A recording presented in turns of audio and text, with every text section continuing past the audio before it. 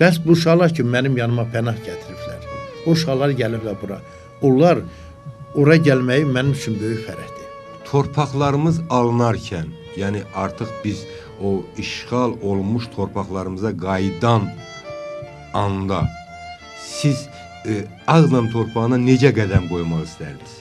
Mən istərdim ki, bir qələbə mahnısı yazılsın ora.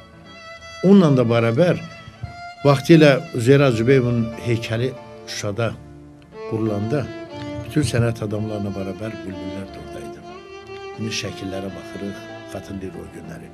Mən arzu eləyərdim ki, biz tezliklə öz vətənimizə qaydaq.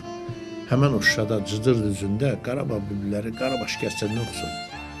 İsa bulağını gəzək, bütün o gözəl məlahəti yerləri gəzək, məlahəti görməli yerləri gəzək, yaxşı yerləri gəzək, o şikəstlərlə də orada oxuyaq. Bayrağı da ataq ora. Bizim Azərbaycan bayrağı orada uzasın.